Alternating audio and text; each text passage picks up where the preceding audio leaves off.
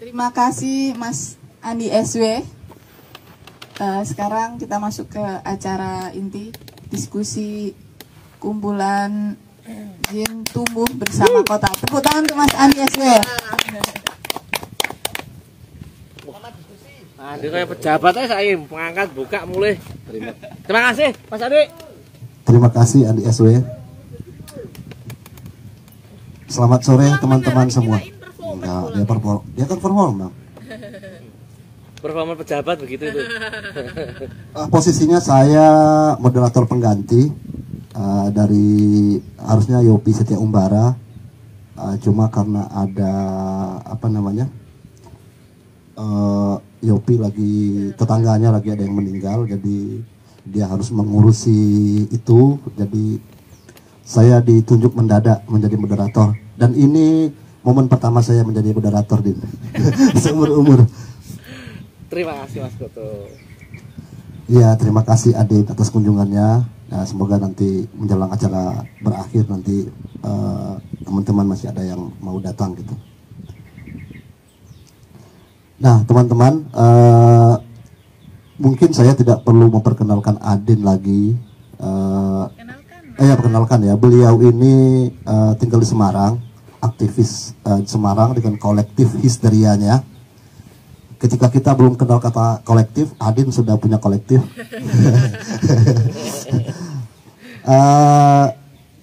2006 ya, 2004 ya. 2004. Adin tahun 2004 sudah bikin Zin, kemudian digarap lebih profesional di tahun 2006 ya Din ya.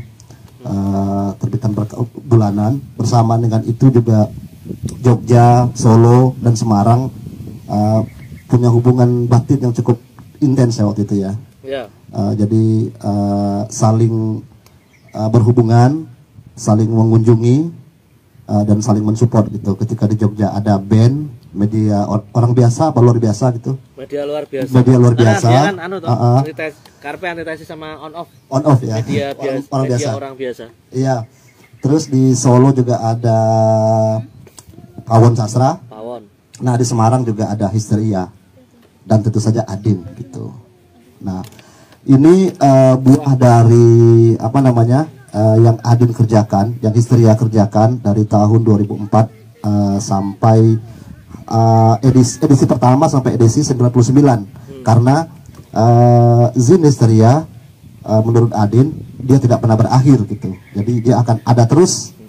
Cuma terbitannya yang mungkin masih sedang dikonsep ulang oleh Adin dan kawan-kawan gitu. Langsung saja Din, kita berbagi ke teman-teman soal kenapa setelah sekian lama gitu Adin pengen membukukan Histeria dari edisi awal sampai edisi akhir gitu. Untuk apa itu dikerjakan gitu. Assalamualaikum warahmatullahi wabarakatuh. Selamat sore Mas Andi.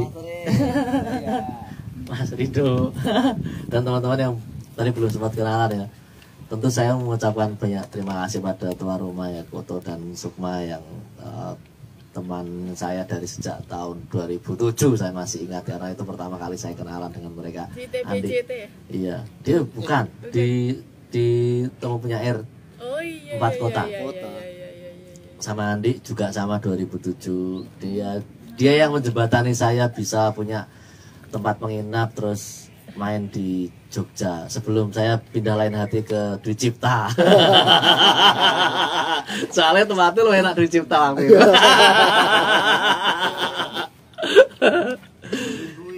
Ya tapi tanpa orang-orang ini mustahil saya sampai di sini gitu. Kalau terutama untuk di Bantul ya, di teman-teman di Jogja gitu harus gak punya alasan mengapa ini cuma jadi sarana untuk silaturahmi lagi gitu ya, untuk jadi alasan buat sambang sedulur muter-muter ke banyak kota. Kalau nggak punya alasan kan kurang afdol gitu. Bukunya sendiri juga saya tahu itu susah dijual dan apalagi muter-muter di kota-kota yang barangkali kalau ngomong target marketnya itu nggak ada gitu. Jadi itu beneran yang kayak ya udah itu memang main-main gitu. Tapi memang ada kebutuhan pada waktu itu pandemi terus kami semua program kolaps, semua kontrak dibatalkan. Akhirnya harus ngapain terus bongkar bongkar arsip lama, karena sebetulnya bukan aku sih yang bongkar Pupung waktu itu buka arsip di ruang perpustakaan kami dan menemukan banyak majalah-majalah kami itu dimakan rayap gitu. Wah ini berat ini. Nah, kebetulan saya selalu menyimpan file aslinya itu di kamar saya sendiri yang bisa saya pantau itu. Maka terus wah nggak bisa nih, di luar kepentingan yang lain-lain, kepentingan pertamanya tentu untuk menyelamatkan arsip ya, karena kalau enggak gimana, apalagi waktu itu juga belum di bundle jadi satu, di PDF-in gitu. Dan ini sekarang sudah ada PDF-nya, meskipun belum kami rilis, terus ada versi cetaknya. Jadi untuk pengarsipan itu sudah lumayan gitu. Tapi sebelum ini ada buku pendahulunya yang Histeria edisi 100. Edisi 100 itu yang isinya arsip juga. Jadi dua seri arsip terbitan kami. Yang pertama itu 2020, ini 2021. 2020 itu Kota yang tak pernah histeris. Ya, itu isinya poster-poster sama clippingan koran sama sampul buletin pada waktu itu. Terkait histeria. Iya, terkait histeria. Mediasi apapun yang ada kaitannya sama histeria, sama poster-poster yang kami inisiasi sama kami terlibat intens di dalamnya. Itu sekitar 2080 halaman itu. Jadi memang tebel juga gitu, dan posternya sendiri itu sekitar 953 gitu. Itu yang terdokumentasi atau memang seluruh? Itu yang terdokumentasi. Itu mengasumsikan masih ada yang nggak kedetek atau hilang gitu, sama 2 tahun yang tidak terdokumentasikan sejak aku keliling gitu kan. Berarti kan buku itu 2020, data mandek sekitar 2020 pertengahan, terus kita produksi, berarti ada 2021, 2022 itu yang nggak terdokumentasikan. Asumsinya berarti ada sekitar program 1.100-an program yang kami terlibat dalam 18 tahun terakhir ini gitu. 18 tahun loh. Itu jadi kebutuhannya pertama itu ya, menyelamatkan arsip itu. Terus yang kedua juga ini sih, di Semarang itu kan memang atau di kota-kota yang lain gitu, kalau kita ketemu sama senior atau yang lebih tua gitu kan, biasanya itu selalu cerita dulu itu mas gitu kan, dulu itu mas. Tapi kita itu nggak pernah atau kesulitan sekali untuk melacak desas-desus atau cerita gosip-gosip ini, karena dokumentasinya mungkin nggak diurus, apalagi sampai ngelipingin korannya segala macam, nggak ya. Nah itu ada kebutuhan untuk membagikan pengalaman, bahkan kalau yang senior kami itu jangankan berhasil gitu ya, yang gagal ini dalam konteks keberlangsungan ya. Gagal aja itu nggak bisa dipelajari gitu, karena nggak ada catatannya gitu. Dan aku nggak mau kayak gitu tuh. Minimal ini besok kalau istrinya tutup buka tapi kita sudah membukukan atau mendokumentasikan berbagai macam upaya ketika kami banyak marah-marah pada kondisi ekosistem kota dan melakukan sesuatu gitu. Karena bagaimanapun saya tumbuh terpapar 3 kota besar, Jogja, Bandung, Jakarta. Dari situlah muncul ketidakbahagiaan karena kita melihat ekspektasi, kemudian kita dibenturkan kenyataan, terus ternyata ada gap. Dan juga kota-kota yang lain, tentu saja ada Solo, ada Kudus, segala macam itu. Nah, dari seluruh persinggungan itu kan kemudian membentuk pola pikir kami, mempengaruhi program-program yang kami inisiasi, membentuk gerakan kebudayaan yang juga dilakukan. Ya itu semua kurang lebih ada di buku ini, meskipun itu tidak di map nggak di map enak gitu. Ini kan orang kalau baca ini kan pasti apa nih, bingung gitu kan, karena data itu berserak dipaparkan begitu saja gitu. Tapi nggak yang kayak dicari benang merahnya, terus peta pikirannya dan seterusnya untuk memudahkan strategi seperti apa, kemudian hambatannya seperti apa itu belum dianu Mas. Itu terus, dan di sisi yang lain ketika kita ngomong investasi masa depan itu memang apa yang dilakukan akhirnya tidak menjadi desas-desus lagi gitu. Jadi sudah jadi artefak sejarah, diterima atau enggak diterima. Dan kami bisa bilang kalau ada riset di Semarang terutama gitu ya, yang bersinggungan dengan isu anak muda, isu kota, komunitas atau kolektivitas, seni dan kreativitas di awal abad 21 gitu kira-kira, dan tidak ada kata-kata histeria satupun, itu kita sudah bisa bilang kamu nggak baca risetku tuh, kamu nggak riset gitu, bilang begitu.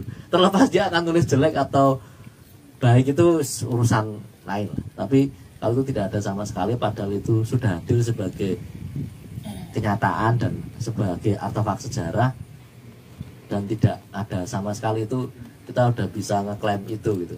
Nah itu kan kekuatan dari buku itu kan memang menciptakan mitos dan imajinasi di masa depan. Nah itu yang paling mahal sebetulnya yang sedang kami lakukan itu. Mungkin itu kalau latar belakang kemudian mengapa buku ini di create gitu ya. Karena emang ya nggak ada dulu, nggak ada bayangan terus dikumpulin gitu. Kita dari sejak awal nanti kalau enggak ya ngumpulin aja gitu. Nah kesadaran ini, kesadaran untuk mendokumentasikan ini dari mana gitu? Kan dari poster dan segala macam gitu. Keren loh. Itu karena komunitas tidak tidak semua kelompok atau kolektif gitu yang punya dokumentasi yang arsip yang baik gitu. Nah Adin belajarnya dari mana? Itu gangguan jiwa nggak sih, Di? Apa sih? Iya benar. Banyak komunitas umurnya panjang tapi tidak punya. ya. Mungkin sudah ada nama gangguan jiwanya di itu, di sindromnya, di. Kan ada tuh sindrom orang mengutil gitu kan. Apa tuh ya, kompulsif disorder, yang lihat motor miring terus diluruskan kalau paling apa sih itu? Itu ngumpulin, ada orang ngumpulin sampah di dalam kamarnya aja ada nama sindromnya toh, sampai kamarnya penuh gitu. Loh, kenabian aja sekarang jadi nama sindrom. Kan juga toh, sindrom penyelamat itu apa, Mesias sindrom gitu. Orang menyakiti diri sendiri, masokis, itu juga jadi nama gangguan jiwa. Sekarang semua gangguan jiwa ya. Jangan ada gitu ya, yang karena nggak ini ya, memang harus dikumpulin gitu ya. Itu kayak alami, kayak kamu lihat sesuatu terus nggak lurus terus dikumpulin, kayak ngumpulin sampah itu loh. Kan ada juga orang yang ngumpulin barang-barang di gudangnya apa sampai numpuk, terus padahal ya nggak dipakai, nanti kalau hilang, kalau diambil atau diminta orang nggak boleh. Tapi kalau hilang dia nggak ngerti sebetulnya kalau itu hilang gitu loh. Nah kayak gitu aja sih, karena memang dari kecil memang suka ngumpulin gitu ya. Aku ngeliping koran aja dari SMA udah mulai ngeliping koran ya, meskipun hilang. Ngelipingku cerpen waktu itu, cerpen Suara Merdeka, cerpen Jawa Pos, SMP malah hilang tapi. Nah, jadi memang ada kebiasaan dari kecil untuk ngumpulin gitu, itu ada gitu. Jadi itu akumulatif gitu. Makanya arsip Paris Histeria itu ya sekarang masih aku gitu, karena ya memang sama koran ya. Koran kan ngarsip, koran kan nggak gampang juga loh. Maksudku kalau kita bikin acara kayak begini kan satu kerepotan yang lain ya. Terus dimuat di media itu juga kerepotan yang lainnya gitu. Kamu harus rilis, kalau apalagi mohon maaf, aku juga pernah jadi wartawan, acara-acara kayak begini nih kalau nggak kuat banget atau kan males aja, ya. Males juga mas datang juga. Mending acara-acara launching Yamaha Popo yang memang lebih enak gitu ya kan. Susah, belum lagi kalau kita dimuat terus ada yang masalah apa, kita protes, repot banget kita ini pokoknya lah. Kita ini semacam makhluk repot yang kalau wartawan tulis itu kayaknya males itu loh. Jadi mau nggak mau harus, misalnya aku bantu nulis sendiri sampai satu acara yang menurutku agak krusial gitu, bisa sampai 8 angle gitu ya. Jadi wartawan tinggal ganti namanya doang itu bisa gitu. Dan nggak apa-apa gitu, aku ya pernah gitu. Jadi sih nggak apa-apa, fotonya tak kirim. Jadi tinggal wartawan tinggal nyetak loh. Terus nanti dimuat. Kalau dimuat kan harus ngecek seminggu itu paling nggak H+7 hari ya biasanya. Kalau udah lewat itu nyarinya agak susah. Itu jadi harus nungguin tiap hari, terus harus nyari di perpustakaan, harus nyari di kantor-kantor mereka atau gudang mereka, terus dikumpulin, guntingi satu-satu, scan. Maksudku itu pekerjaan yang itu merepotkan diri sendiri betul ya itu. Dan itu bayangan itu 18 tahun gitu ya kan. Itu gak masuk akal loh sebetulnya, tapi udah kayak gini aja kemarin, aduh masih nggak dapat korannya nih ya, kayak di hati tuh kayak nggak tenang gitu loh, kayak harus dapat gitu loh. Perasaan ada dulu di sini gitu ya. Itu kayak itu kayak apa ya, nggak ngerti ya. Jadi kesadaran itu mungkin bukan kesadaran, itu memang sindrom sendiri itulah, nggak ngerti ya. Kecuali kalau kita bekerja sebagai arsiparis di perpustakaan apa gitu yang emang pekerjaannya itu, ini kan enggak toh. Dan arsip itu kan Mas Koto tahu sendiri lah, arsip itu kan kerjaan di bawah, di belakang meja dan tidak terkenal juga. Memang banyak orang yang bilang, lo arsip itu bisa dijual. Ya kalau bisa jual, banyaknya nggak bisa juga. Ini numpuk aja di gudang banyak. Kita ya nanti kalau dan nggak cuma histeria sebetulnya.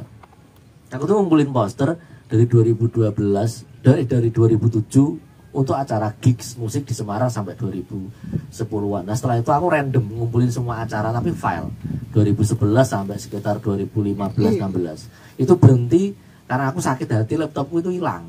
Dari 2016 sampai 2017-2018 lah kira-kira itu ada poster sekitar 1.200-an yang aku kumpul dari 2 tahun dan belum aku copy gitu di laptop itu hilang. Nah, itu acara-acara Semarang random. Jadi aku ngerti fluktuasi acara di Semarang itu berkisar per tahun itu 350 sampai 800-an itu per tahun itu biasanya. Terus hilang, sakit hati, nggak ngelakuin lagi. Tahun ini tak ulang lagi Mas, 2022 mulai ngumpulin. Dan itu juga kayak minta ke orang itu ya, minta orang berkali-kali tapi nggak pernah dikirim. Nah, ini harus cari sendiri.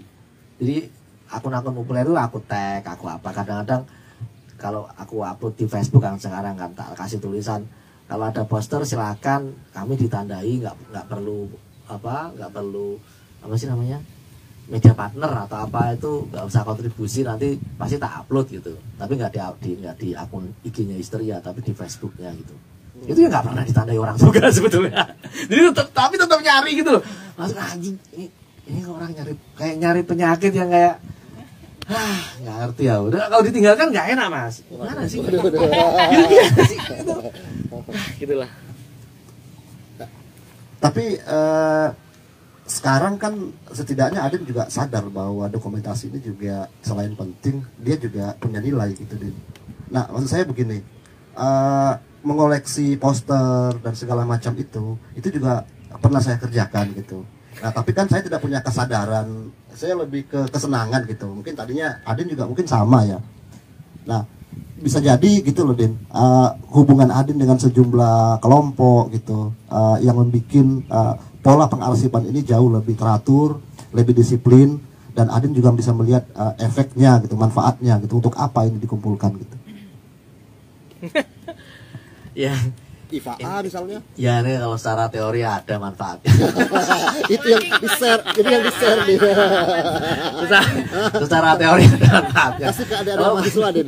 Kalau prakteknya kadang-kadang ya enggak sih, tapi ya tentu kayak kemarin aku ikut workshopnya Tilema gitu ya, workshop ada satu researcher dari Belgium gitu, dari Belgia. Dia mengumpulkan sekitar 11.000 fotonya Tilema. Tilema itu orang Belanda yang pertama kali di India Belanda itu bikin pabrik semacam aqua gitu loh, air kemasan tahun 1900-an awal. Dan dia karena jualan aqua itu kaya banget dia, kaya banget. Nah, foto-fotonya itu banyak dan dia masuk kemana-mana. Terus kemarin workshopnya itu menyunting foto, jadi kita menggunakan dokumentasi ini jadi karya gitu. Nah itu ternyata bisa, kalau aku lihat dia bisa bayarin sekelompok orang datang ke sana. Terus dia bisa nyetak itu satu ruangan tuh full foto. Berarti itu kan dia dapat funding gede banget tuh dari pengarsipan itu. Beasin itu ya setengah mati sebetulnya kalau itu ya. Ya IFA ini memang agak cukup canggih ya IFA untuk berkelit di tengah dana-dana kesenian asing yang naik turun juga, itu dia masih bisa struggling di situ gitu. Ya secara teori iya, karena kan kalau kita mau menyusun kebijakan itu kan biasanya ada kajian. Nah kajian itu harusnya basisnya data. Tapi untuk harvesting data gitu ya, itu memang ada unit bisnis yang lain yang harus kita penuhi, Mas. Kita nggak bisa kayak hanya ngumpulin data doang terus enggak sih. Itu kalau di iya, kalau di itu CV konsultan namanya. Tapi kalau punya data sendiri kan menarik gitu loh. Itu akan sangat membantu kalau misalnya kami jadi konsultan kebudayaan, itu sangat mungkin gitu. Tapi kan untuk sampai pada level itu butuh taskingnya itu beda lagi gitu. Itu harus nyiapin ya sangat administratif lah, punya ini punya itu gitu. Tapi setidaknya kalau basis datanya ada itu akan lebih memudahkan. Tapi kalau enggak kayaknya rada susah, Mas, tutulan data, Mas. Karena ya memang apalagi kebijakan kita kan juga banyak yang like and dislike ya, bergantung dari bapak gitu, atau ibu gitu ya, kepala dinas atau apa gitu. Jadi punya data akan memudahkan kita kalau kita punya pekerjaan yang berkait paut dengan itu gitu ya. Tapi kalau tidak dilengkapi dengan piranti-piranti yang lain ya kita hanya akan jadi pengepul data. Tapi kalau bisa kerjasama dengan misalnya pihak lain yang ngerti cara memonetize-nya ya bisa aja, Mas. Atau Mas Adin nanti ya. Kita belajar Mas Adin juga. Itu sih. Oh, nah ya itulah. Ya nanti mungkin bisa ngobrol karena kan ya sekali lagi kabarnya kalau di Bantul ya boleh kanca-kanca Jogja iki mau sarana untuk silaturahmi, termasuk mengembalikan onnya Andi itu loh. Aku ditanya apa cara apa ki balik ke onmu lah. Jadi tahun 2009 itu ada seorang pemuda Parubaya yang frustasi ke Semarang tapi mau bergerak itu, dia nggak punya motif sebetulnya. Apa motifnya, apa nih acara ini? On asuh apa ya, dia kan orang anak seniman besar gitu ya, bukan dari terah-terah darah biru kebudayaan Jogja gitu ya, tapi mau bergerak ya kan, kayak ulo atau kayak coro ya. Itu yang sebetulnya berusaha saya kembalikan, karena ini juga bagian dari saya membayar hutang atas kebaikan yang mungkin tidak dinyatakan secara gamblang pada saya dari orang-orang yang pernah bantu gitu ya. Saya merasakan betul misalnya kedekatan dengan Mas Raudal dulu dibantu beliau, terus banyak. Saya sering ambil contoh beberapa orang yang kemudian dengan tulus membantu kami hingga di titik yang sekarang, dan itu tidak bisa dibayar. Bayari piye ra iso. Bayarnya ya lewat kayak begini ini. Itu pun juga aku nggak tahu ya apakah itu bisa melunasinya apa enggak gitu lah. Tapi orang-orang ini tuh tidak pernah mikirin dia dapat apa dari Adin, itu nggak ada. Ketika mereka pernah membantu saya gitu ya. Ya sama kayak begini ya udah ya gitu. Nah itu yang warisan value ini yang atau warisan nilai ini yang kemudian memang lebih saya highlight gitu ya. Saya garis tebal itu bahwa kebudayaan itu ya bisa digerakkan melalui hal-hal yang kecil ya, meskipun yang datang adalah jamaah haji ini ya apa kan auranya itu kan bisa mutasi. Ya kan, alam kan merekam kebaikan kita lah, kira-kira begitulah. Oke, balik ke ini Din, soal histeria gitu. Ada motif apa gitu, ada peristiwa apa yang membuat Adin membuat histeria? Ini sejarah ya Din ya. Yeah. Apakah itu dilakukan mandiri gitu atau dengan kegelisahan sejumlah kawan-kawan gitu, sehingga muncul histeria, dan bagaimana dia mulai bergerak? Ya kami kan aktif itu tahun 2004 ya, tapi sebagai kelompok saya aktif itu 2005 dan rilis pertama dalam bentuk izin itu 2006 Januari kalau nggak salah. Itu secara resmi kami sebagai kelompok saya gabung di situ gitu. Karena dulunya kan platform ya. Tapi Iya, platform hanya zin dulu, zin dicetak bolak-balik gitu. Itu di kampus di atau kampus. di kampus ya? Di kampus. Dan waktu itu namanya juga belum zin. Zin itu dipilih kemudian setelah tahun 2007-an. Karena bisa lebih bebas gitu. Kalau buletin atau majalah atau magazine atau tabloid atau apa kan biasanya sudah ada ukuran-ukuran yang harus ada standar tajuk rencana atau apa itu yang semacam tajuk rencana itulah, atau tema yang tertentu yang spesifik gitu. Kalau zin kan enggak, zin itu bisa full gambar, bisa full foto, bisa full tulisan, tidak perlu redaksional, bisa full arsip kayak yang kami cetak di edisi 100 itu kan full arsip gitu. Itu boleh kalau dalam terma zin itu lebih longgar gitu. Aku nggak tahu, mungkin kalau di sastra apa ya, ada yang kayak gitu nggak sih? Ya model-model. Aku nggak tahu kalau di ranah sastra ya, tapi dan itu yang kemudian kami pilih sebagai metode awal untuk distribusi apa yang kami kerjakan. Pemicunya apa deh pemicunya? Pemicunya tentu ini ya, karena kan kami ini kan rata-rata anak Fakultas Sastra Indonesia Undip, FIP sekarang FIP Undip ya. Dulu memang nggak ada ini mas, nggak ada media yang menampung karya-karya kami gitu ya, karena Persma itu kan nggak murni sastra toh. Persma itu kan ya kayak pers pada umumnya, terus nanti di sela-selanya ada sisipan puisi sama cerpen gitu toh.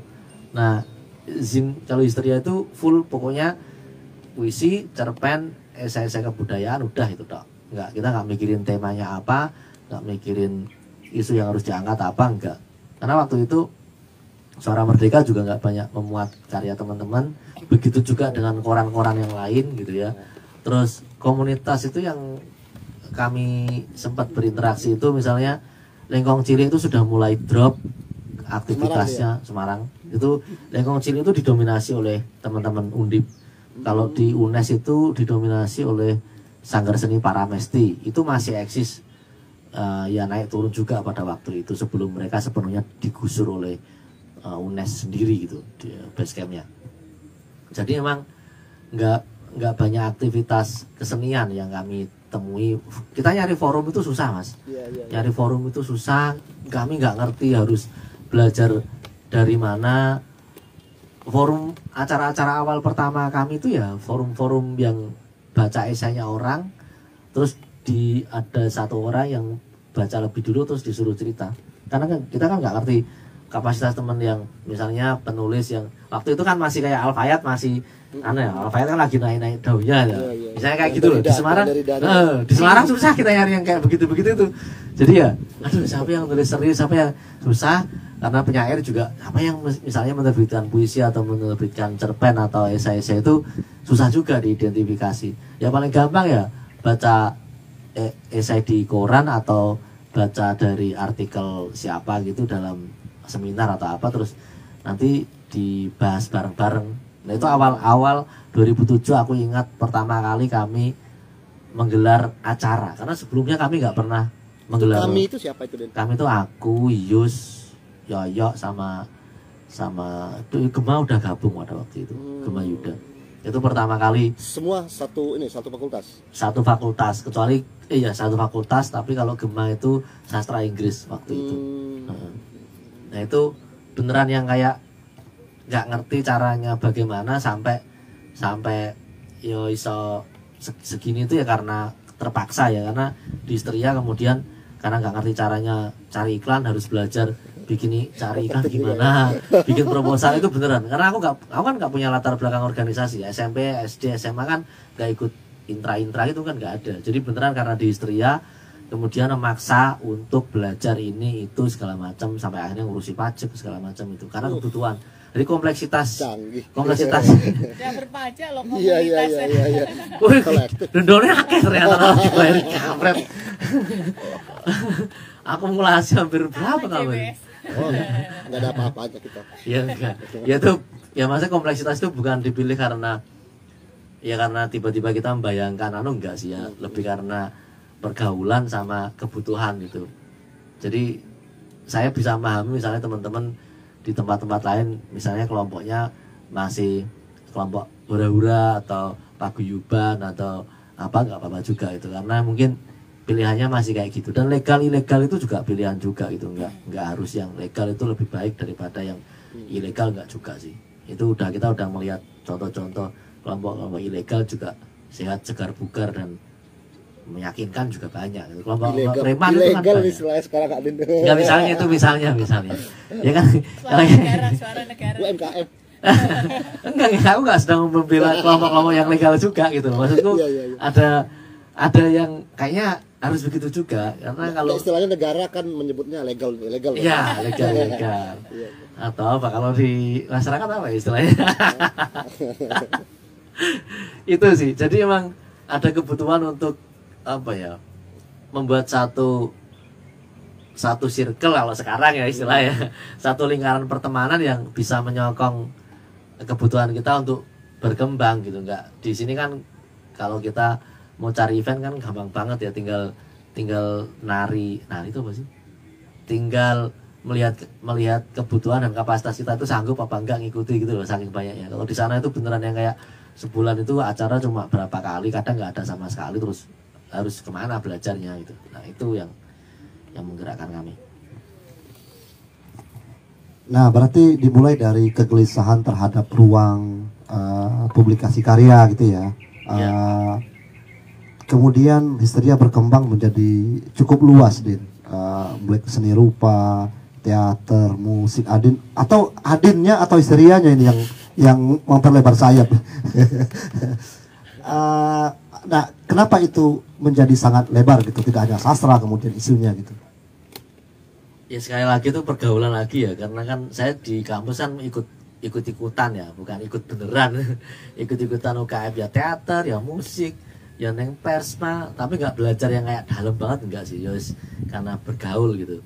Dan di teater itu yang kemudian justru mendekatkanku pada dunia seni rupa, karena ya dapat undangan pameran-pameran itu kan teater. Tapi anak-anak teater kan nggak seneng nonton pameran seni rupa kadang-kadang. Sering juga nggak seneng lah nonton gitulah. Nah itu tak manfaatin.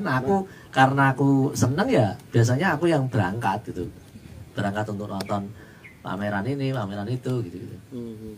Terus selamat datang. Silakan. Iya. Buku tamunya mohon maaf kalau itu nanti diputarkan.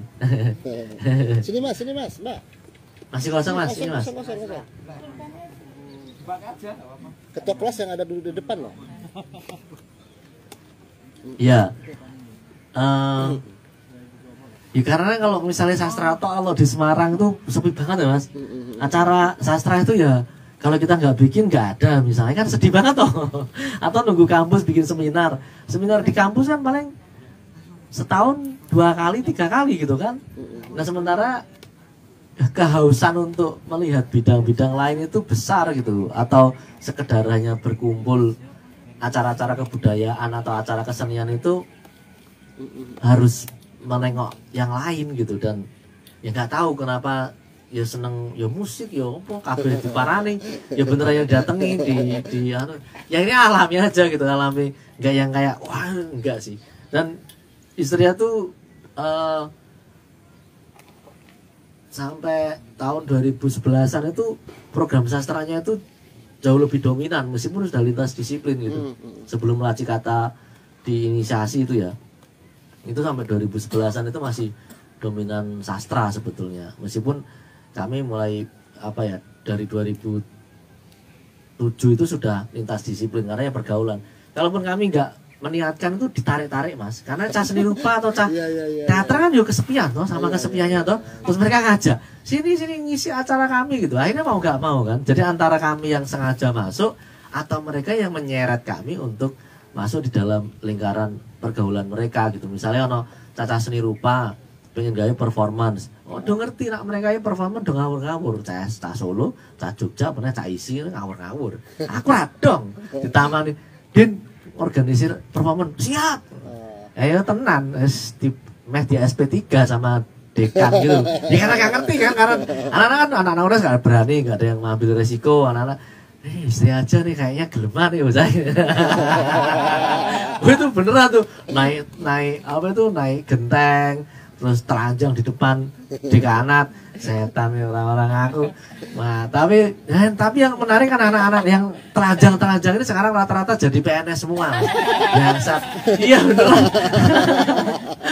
Ada yang dosen di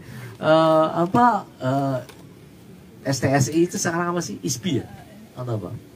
Ya itulah, banyak di Solo ada yang dosen di Undip, ada yang jadi PNS di Kemenkumham, ada yang di Kemenparekraf segala macam. Itu anak-anak itu yang setan, anak ini kayak dulu kayak nggak ada yang punya masa depan gitu loh. Justru yang paling liar itu yang malah jadi pegawai Mas. Rajian. Nah itu yang ya kayak gitu. Jadi antara bukan nggak semata-mata kami yang pengen merangsek masuk, tapi ya karena orang ngerti kapasitas kami bisa dimanfaatkan sedemikian rupa, stok tarik air, kono wangi apa? Siap. Akhirnya begitu Mas.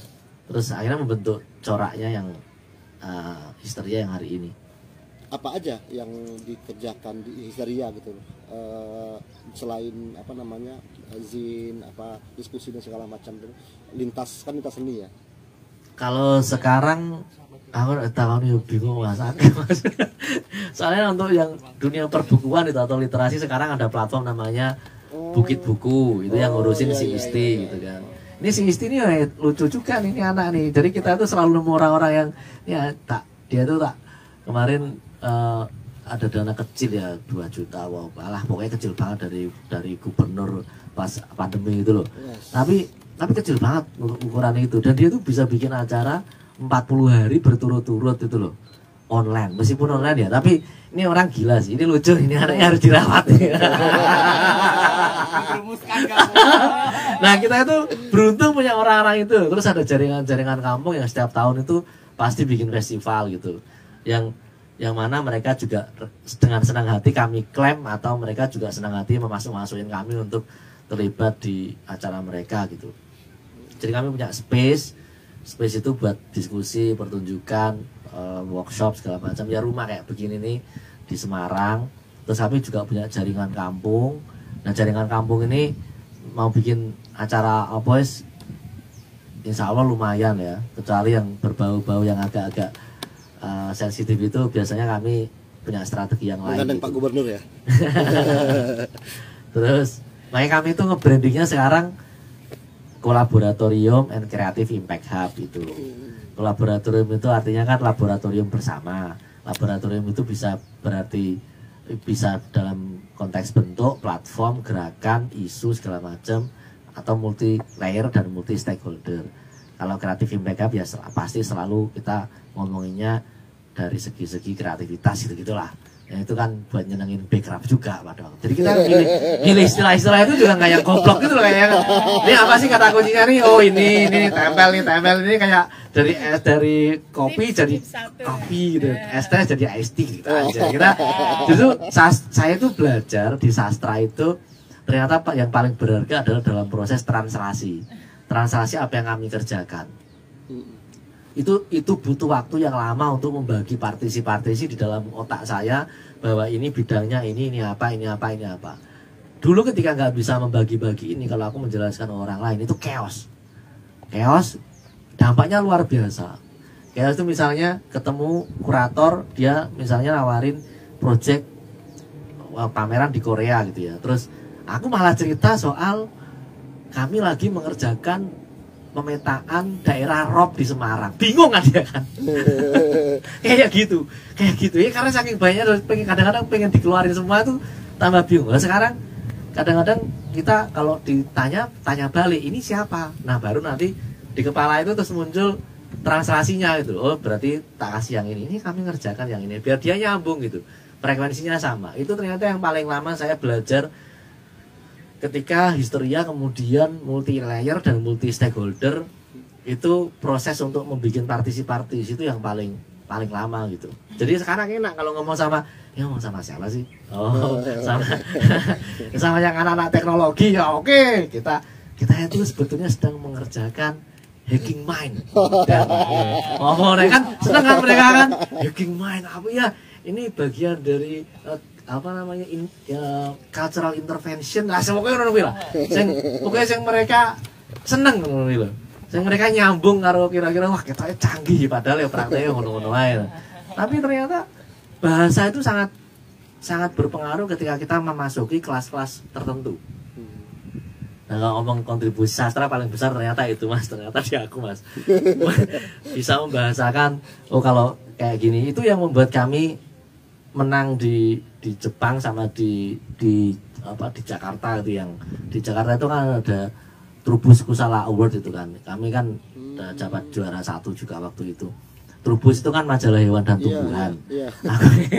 Aku kadang-kadang ngomong awake dhewe iki sejenis itu lho.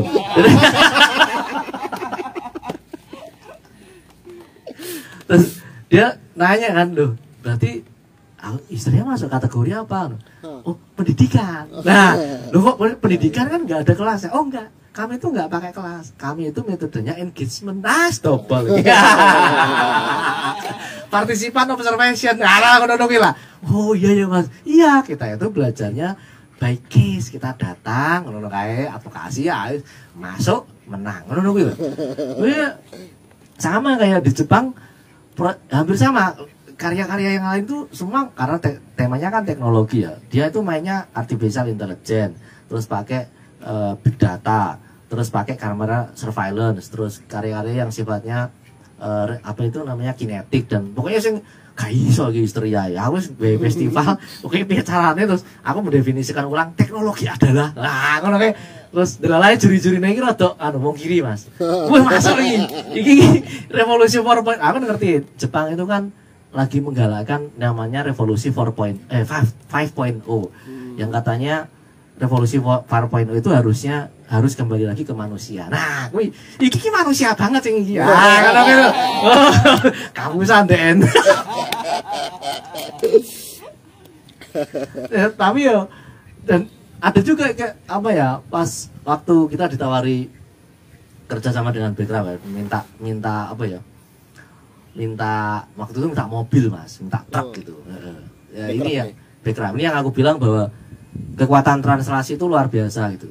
Jadi ketika kami mengajukan mobil itu didatangi asesor, aku nggak ada di Semarang yang ngadepin anak-anak.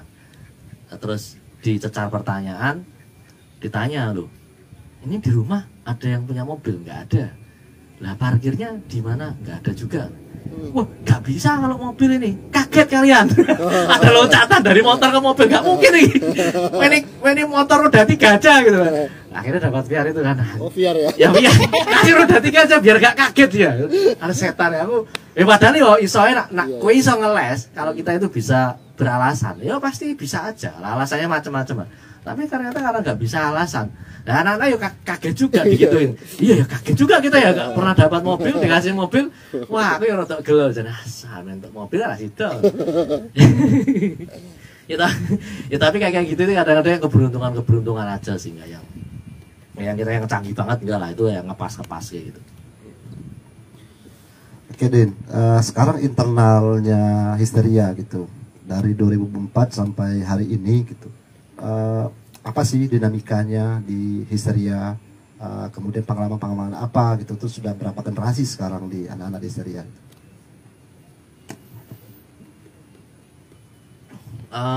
Ya saya pikir ini dirasakan semua orang yang mengelola kelompok ya atau kolektif ya kesulitan pendanaan, orang keluar masuk, tidak ada struktur, tidak ada capaian karir gitu. Foto ini kayak mulai gitu misalnya. Nggak ada karir, ya ikut dia ya belum tentu gantiin dia juga tuh. Kan nggak ada karir, nggak ada jenjang karir, nggak ada. Jadi aku itu belakangan kemudian kan belajar banyak anatomi komunitas, kira-kira begitulah. Lo bisa ngerti. Iki ra iso ana duite to. Iki kolektif, iki unit bisnis gitu kan. Iki unit bisnisnya belum tentu berhasil. Apalagi kolektif yang cara dapat duitnya itu melingkar-lingkar gitu. Yang paling gampang kan jualan kopi. Jualan kopi ini kan harus bikin kopi modal. Nanti ada masa dia nggak laku berapa lama, sebulan, 2 bulan, setahun nggak laku, duit lagi. Biaya promosi, duit lagi. Selama kita jualan kopi, kita sebagai living being, kita harus makan, biaya lagi. Jadi 4 kali lipat biayanya. gak masuk akal sebetulnya kolektif gitu. Jadi kelompok-kelompok ini menurutku banyak yang terbentuk karena impulsif, karena kan beda ya kalau kita perhatikan misalnya kelompok startup atau coworking yang dari sejak awal itu udah ngomongin unit model bisnis. Meskipun ya banyak yang gulung tikar juga mereka, tapi kesadaran bahwa ini adalah unit bisnis itu ada. Nah, kolektif itu seringkali tidak disadari dia punya supporting system di situ. Kok iso survive ya sembuh ngalami wae ya, Mbak. Ya ngerti lah ya wis. Andi ese jauh lebih ngerti. Wis muter-mutere mbon ya ning yo ono terus ngono ya. Tapi ini kan nggak gampang ya untuk meyakinkan ke teman-teman yang baru memulai bahwa iki jalan yang nggak gampang gitu. Aku dulu dielengke karo Lea, Mas Agung Lea. Mas, kowe nang kene ra iso sugih. Nah, ini dia ngomong, jalani aja terus. Bajian wong loro ora ana solusine, ngono. Aku wis datang jauh-jauh, Mas, aku tulung ono iki aku meh mati rasane. Jawabannya gitu coba. Nah, aku sama ketika aku keliling, aku nggak bisa ngasih solusi itu, tapi aku bisa tahu mengapa itu bisa begitu, itu mengapa tidak bisa kayak itu ngerti. Jadi ada logikanya, mengapa itu nggak bisa, gitu. Harusnya bisa. Memang bisa, tapi itu muternya lebih panjang. Tapi kan aku harus ngasih tahu bahwa sesulit itu gitu loh, sesulit itu. Makanya aku kan mengurangi orang-orang yang menyesal di kemudian hari terus menghabiskan usia mudanya. Kalau aku kan wis kadung, asu ya 18 tahun loh ya. Wis kadung, wis mandek iki wis telat. Lagi kan saya lagi mulai 3 tahun, 4 tahun kan tak eling gitu. Angel loh. Ini loh, Mas Agung Lea punya kedai kebun. Ya macam-macam itu ya. Ya bukan berarti yang kolektif nggak bisa ini bisa ya, karena kan itu kan kalau dalam teori pertukaran modal itu kan ada gitu. Tapi kan kadang-kadang kan anak sekarang itu juga ya Mas, baru diajak juga benefitnya apa, Mas, untungnya apa, itu kalau kamu dinamika itu yang kami hadapi hari ini gitu. Dan beberapa generasi baru kemudian juga melihat di Histeria itu ya, bisa jadi sarang duit gitu misalnya, terus bisa jadi pekerjaan. Itu kan ada lompatan yang lain. Aku juga meraba-raba itu Mas. Aku waktu itu kaget-kaget juga ya, maksudku ini anak ini generasi sekarang itu melihat bahwa ini bisa jadi solusi ekonomi gitu. Padahal kita itu udah yang kayak putus asa, nggak mungkin ini. Makanya aku kerja sebagai wartawan kriminal waktu itu. Tahun berapa itu, Den? 2012-an lah, 2011. Setelah dari ketemu Mas Lea itu loh pokoknya. Iya. Terus sama jenenge konkret ya. Terus koncoku jadi CSO yang dimaki-maki orang itu loh, apa itu CSO bener ya? Yang di PLN yang namanya telepon orang marah-marah itu. Iya, CS. Oh iya CS ya, customer service ya. Ya itu pokoknya kita udah nggak percaya kalau kesannya itu bisa makan gitu loh. Ya kelompok itu ya kayak jadi kelompok itu akhirnya jadi perguruan pencak silat gitu loh. Ya tempat berkumpul, berhimpun, senang-senang, tapi nggak bisa kasih makan. Tapi dia bisa kasih kamu pandangan atau jaringan segala macam. Semua orang harus bertanggung jawab pada dirinya. Itu kami alami bertahun-tahun kayak gitu. Terus sekarang dihadapkan pada kenyataan bahwa anak-anak berpikir bahwa ini bisa mendapatkan penghasilan rutin.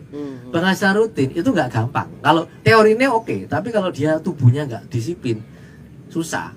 Janjian jam 7, berangkat jam 10 ya su. Ngono ki sering. Nah itu berarti wis gak iso iki. Nah wis ngono ki wis gak iso we. Gak iso we. Gak bisa. Dan kolektif itu banyak yang begitu juga. Makanya itu harus aku yang belajar banget itu istilahnya itu kan nggak pernah menginvestasikan orang di bagian administrasi gitu ya. Itu ternyata vital banget. Jadi kami itu memahami teori soal penguasaan aset-aset produksi itu salah kaprah gitu. Katanya kalau kita menguasai alat produksi, kita bisa menggerakkan produksinya itu sendiri gitu. Ternyata enggak. Aset tanpa akses mangkrak Mas. Enggak kepake. Iya, itu yang kami alami. Aset itu istilahnya kan. Karena setiap kita punya duit, tukoke proyektor, duit tukoke sound system, tukoke apa? Nano bantuan tambahin pakai Mas. Mangkrak kabeh Mas. Bajingan komputer ku anyar-anyar nang omahe. Ono papa tergoni sijine iki 17 juta Mas. Terakhir untuk duit saka background kan. Duit ikrar lumayan nih. 20 juta Mas komputernya Mas. Papat Mas. Iki berarti piro? 80 juta lah. Ora kanggo bajingan terang. Karena apa? Nggak pernah dibayangkan aksesnya kayak apa. Nah ini yang sekarang kami perbaiki gitu, perbaiki ya duit-duitan tok akhirnya. Alat-alat barang kan nak diganggu mangga. Kami ini kan solusi orang-orang miskin di Semarang kebudayaan. Radit ini mesti marane rene nyewa proyek apa nyilih proyektor, nyilih sound system, nyilih apa ngono kuwi. Lah wis nyanyoh. Ini rusak ya sing nanggung kene bayare ra sepiro ngono lho. Akhirnya kan kami harus muter cara ini gimana supaya kebaikan ini berjangka panjang. Nah, orang yang mesake karena kan memang apa ya, enggak semua kelompok itu punya akses ke alat-alat. Karena kami dulu kan mengalami fase jadi program pemutaran film kami itu dimulai dari kamar pakainya itu komputer tabung. Sing teko bingung Mas. Karena umumnya muter film, iya gue proyektor tuh Mas. Tak posterke, tak sebar ke kampus-kampus. Pikirnya wong datang itu kan nontonnya di proyektor gede minimal ukuran ora Mas. Komputer tabung. Tahun piro? 2007. Mau diarake. Aku ngene. Aku yo gak merasa bersalah, gak merasa unik. Aku yo ketoknya normal, tapi sing nonton sing nonton sing liyane iki sing iki gak normal iki gentah gitu. Nek aku pikir waktu itu wis bener iki wis apik iki. Wis nontonin tabung, sing nonton sithik bar nonton iki sing kemudian diciptakake Caca sih ya. Terus tak takoki piye filme? Artinya jajah diskusi. Tambah stres to wis. Asu iki tambah diskusine bisa lah. Ngono kuwi dilakoni piye. Dadi aku memahami kita wis mulai dari kayak gitu ya, memahami kanca-kanca sing mungkin kurang beruntung itu ya kayak ya wis antum-antum rezeki sithik-sithik ora apa-apa, mungkin yo ben direwangi banyak orang. Oke, 18 tahun itu waktu yang sangat panjang ya untuk tumbuhnya komunitas gitu. Histeria membuktikan ketahanannya. Mungkin yang perlu kita tahu bagaimana Adin bisa bertahan dengan segala situasi tadi itu dari apa ruang kecil gitu sampai sekarang memiliki aset lah dalam tanda kutip ya, memiliki aset dibanding kelompok-kelompok yang lain gitu. Nah, apa yang harusnya teman-teman yang ini ya, yang baik yang tumbuh atau akan atau sedang ada di komunitas kecil gitu, apa yang harus mereka lakukan gitu loh, itu bisa bertahan dan terus tumbuh. Ya, kita kan kalau aku kan selalu berbicara dari apa yang kita punya ya. Program itu kan ya pokoknya kalau ada duitnya ya kita bikin yang ada duitnya, kalau nggak ada ya nggak ada duitnya, selalu begitu sih. Maksudnya nggak pernah ngoyo-woro itu loh, nggak pernah berlebihan itu. Tapi memang kalau misalnya kita mau mengakses dana-dana publik itu memang harus dibenerin lembaganya. Misalnya badan hukum itu penting gitu. Kalau misalnya mau akses dana publik loh ya. Kalau mau main di CV gitu atau PT gitu ya berarti harus ngurusi NIB, SUPTDP, terus pajak, rekening, pelaporan rutin itu harus dipenuhi sih. Itu memang ada disiplin yang lain kalau memang misalnya mau mengakses dana-dana publik gitu. Dan rajin cari informasi, nge-apply gitu. Dan nge-apply itu juga kadang-kadang kan teman-teman ada yang gampang baper atau gampang tersinggung baru itu di ideologis juga. Nah, itu tolong dikurang-kurangi. Ya ngeplay aja gitu, bisa ditolak ya udah. Ya kan tahun ini aku itu ngumpulin proposal yang ditolak itu baru sekitar 12-an lah yang ditolak itu. Yang diterima? Bisa diputar lagi. Yang diterima? Yang diterima satu. belum masih verifikasi. Tapi 12-an itu yang ditolak. Terus FBK juga aku 3 tahun berturut-turut ditolak gitu lah. Aku tuh belajar ternyata ya konsistensi apa salah kalau ora berbanding, tidak selalu berbanding lurus dengan keberuntungan kayak gitu. Tapi ya sudahlah di prosesnya dijalani aja gitu kalau lihat peluang. Mana? Siap bos, makasih bos. Urung cerita loh di. Iya. Jadi memang ya kan sekarang peluang-peluang di online kan juga lebih banyak. Kalau kita tumbuh dulu kan Mas, Yayasan Kelola kan masih sangat kuat ya. Kita itu dapat dana 20 juta, 40 juta itu udah luar biasa dulu. Tapi histeria sampai ada foundation segala dulu kan, dapat kan tahun-tahun segitu. Nah itu kan pihak ketiga. Jadi kami itu nggak selalu yang pinter bikin proposal mas. Kami itu cuma memahami posisi strategis kami di ibu kota provinsi Jawa Tengah dan di kota Semarang. Orang-orang itu kadang-kadang butuh titik. Nah titik itu kemudian diidentifikasi adalah histeria. Tonen ini ya. Proposal itu kemudian basa-basi. Ya proposal. Karena wis cedak ketompo karena aku sing apply misalnya teman dari Jakarta gitu loh. Kayak gitu. Kadang-kadang ada gitu-gitunya. Jadi kita nggak yang selalu beruntung bikin proposal. Nyatanya FBK ya 3 tahun berturut-turut ditolak kan. Adin udah sering itu kata FBK. Nggak tahu mungkin. Loh, FBK kan baru 3 tahun ini. Yang lain. Oh ya mungkin tahu, mungkin dihitungnya begitu kali ya. Nggak ngerti lah pokoknya. Kan sekarang kan informasi sangat terbuka. Justru hari ini tuh menurutku potensi teman-teman untuk mendapatkan doping kayak gitu itu lebih gede. Dulu serem loh mas ya toh. Kelola itu 20 juta, 30 juta sampai 50 juta itu udah luar biasa itu. Luar biasa. Karena apa? Karena akses ke daerah itu juga setengah mati karena daerah itu biasanya dikuasai oleh dana aspirasi, kalau enggak dari kedekatan dengan kepala dinas. Sing ngono kuwi aku saiki mudeng Mas. Rada-rada nek ditakon cerita apa ngono kuwi sing bagian-bagian ngakali ngono kuwi rada-rada anu aku.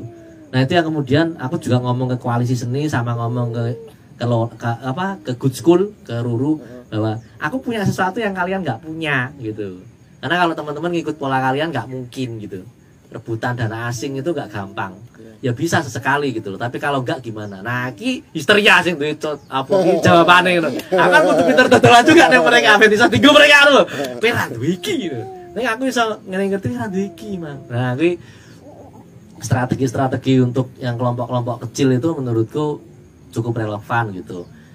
Dan hari ini kayak dana-dana Kemendikbud itu yang paling kecil aja sekarang bisa dapat 60-an juta gitu, 50 gitu kan, luar biasa. Apalagi kalau di Jogja ya, kalian ada dana IS ya, dana IS. Dana IS itu ngeri loh, 1,3 T, gede itu. Diecret 200 juta ya, 200 miliar aja udah. Nah, kalau itu aku nggak ngerti. Kalau yang di Jogja pasti kasusnya spesifik, tapi peluang. Nah, itu harus dikejar. Peluang itu lebih terbuka, harusnya lebih terbuka di sini. Ya. Karena ketika aku muter ke banyak kota dan kabupaten itu skema itu nggak ada mas, rata-rata mas.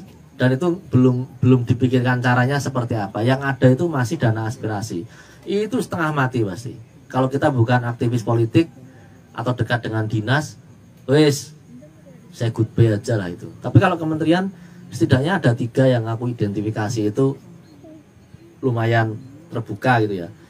Kemenkeu dengan LPDP dan turunannya, terus Kemendikbud dengan FBK itu fasilitasi bidang kebudayaan dan turunannya, terus sama Kemenparekraf yang kadang-kadang ada bantuan untuk klaster-klaster tertentu atau sektor ekraf tertentu itu masih ada. Yang lain aku nggak ngerti. Di peternakan harusnya ada, pertanian tapi sangat tertutup, nggak ada proposal terbuka gitu.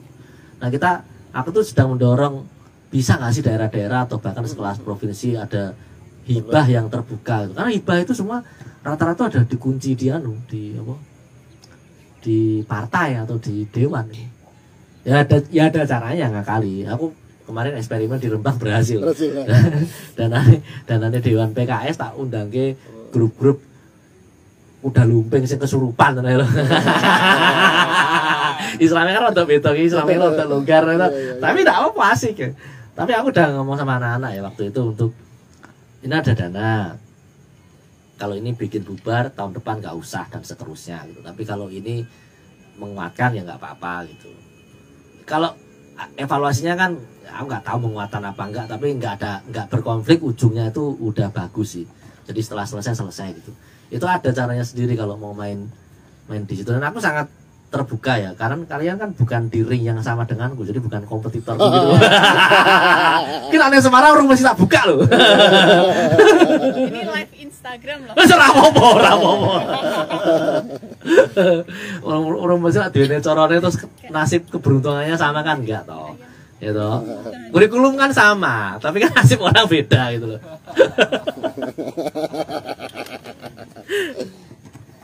Oke teman-teman, karena ini sudah mau menjelang maghrib, kalau ada komentar atau pertanyaan ke Adin dan Histeria silahkan. Ada yang mau, yang masih bingung atau apa gitu? Tips lebih lanjut belajar funding. Iya, itu menarik. Rido, ada catatan Rido? Ada Amjin mah. Kaki. Ya. Untuk mengetahui lebih jauh tentang Histeria dan Adin, mungkin ya teman-teman mesti baca Tumbuh Bersama Kota ini, kompilasi Zin Histeria edisi 1 sampai 99 ini. Di sini tidak hanya kita melihat perjalanan kesastraan dan kesenian tidak hanya di Semarang, tapi juga di berbagai kota ya. Tumbuh dan kembangnya para penulis, para penyair pada zamannya juga terdokumentasi di sini. Mungkin kalau saya beri catatan, mungkin Din yang kurang di sini indeks, misalnya daftar nama-nama gitu. Karena di sini merangkum banyak sekali nama-nama penulis terutama.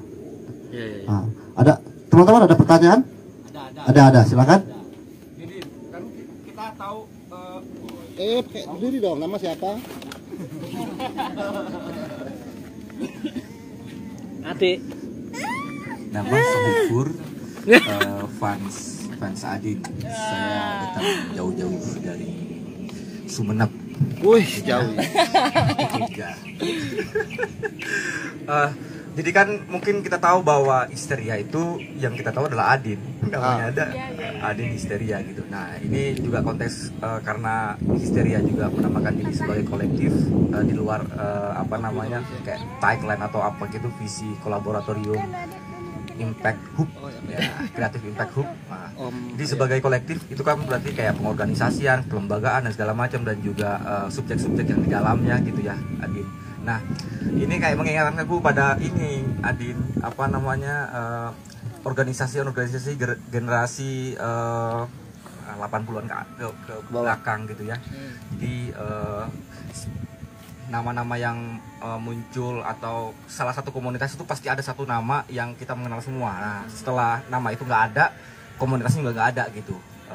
Grupnya nggak ada, atau perguruan silatnya juga nggak ada gitu. Strategi-strategi Adin untuk kemudian kayak misalnya mengajak teman-teman yang lain gitu sebagai anggota Histeria dan segala macam, dan juga kemungkinan misalnya Adin udah malas dengan Histeria kemudian cabut gitu. Kemungkinan Histeria ada, atau bahkan ya udah nggak apa-apa nggak ada gitu. Jadi ini semacam kayak keberlanjutan gitu ya. Din bahasa proposalnya keberlanjutan. Sustainability dan keberlanjutan dan ya udah keberlanjutan aja deh gitu. Histeria ke depan gitu. Tapi kan kita cuma taunya Adin, yang lain nggak tahu gitu. Silakan. Ada strategi yang bisa ditempuh dengan cara itu. Menarik. Ada yang lain nggak?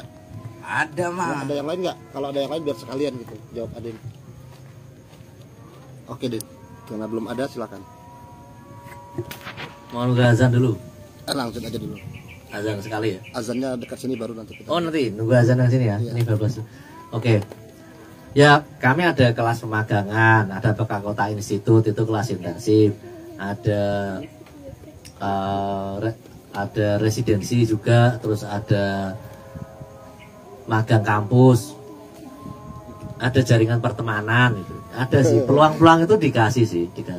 Tapi kami nggak memaksakan diri. Kalau mau belajar ya kita ajari, kalau enggak ya udah. Kita aja udah mikirin diri sendiri susah, mikirin anak orang lain lagi, nggak dibayar ya kan. Mending bikin pondok pesantren. Ini punya kita. Iya. Kabut sebentar.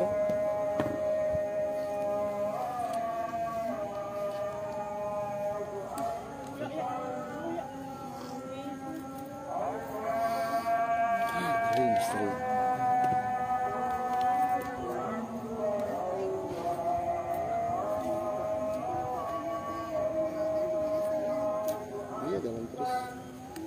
Iya, ini tulisan di dinding. Iya, cat.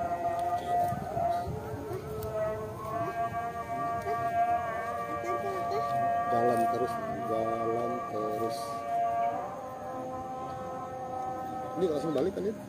Nggak langsung balik kan? Enggak, nanti ke mes bahannya. Mes apa mas? Mes 56.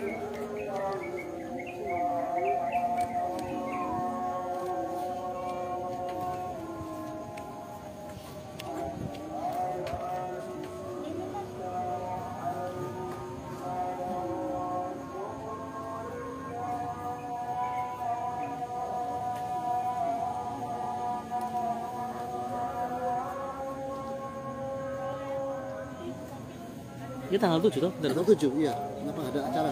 enggak kan, tanya doang.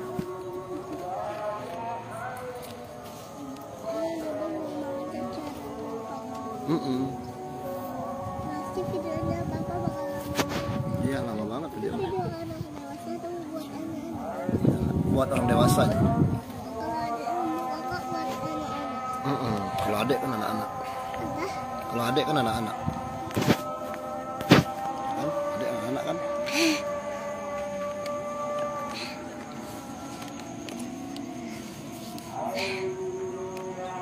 Sakit ya?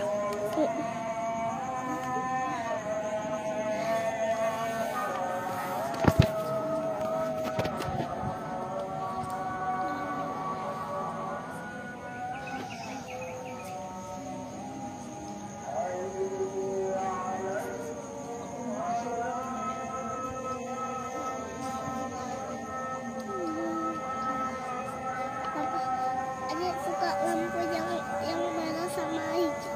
Bagus ya? Bapak suka lampu yang mana? Dua-duanya awas kok. Bagus.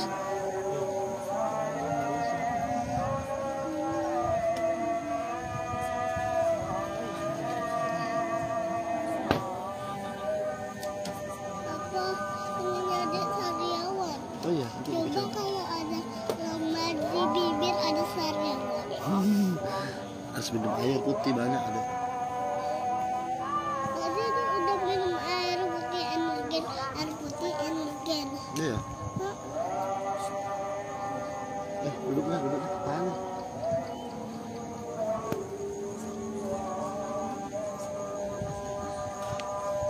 Nah, ilaha illallah. Oke, langsung deh. Ya. Jadi regenerasi itu kami pikirkan, tapi tidak menjadi beban. Itu yang lebih enak.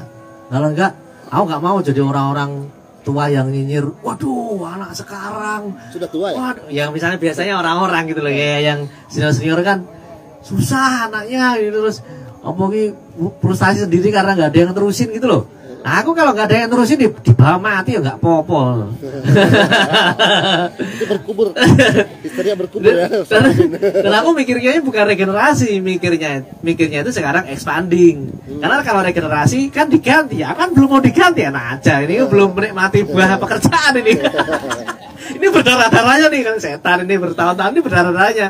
Ini kalau mau sekarang panen ya sekarang panen. Jadi fasenya itu bukan fase regenerasi kalau aku. Fasenya adalah fase panen expand. Gitu. Tapi kalau enggak apa-apa gitu. Jadi dari banyak belajar aneka kolektif itu, aku kemudian mempelajari banyak bentuk anatomi kolektif itu macam-macam. Ada yang mungkin garasi mungkin berusaha mengantisipasi patronase itu.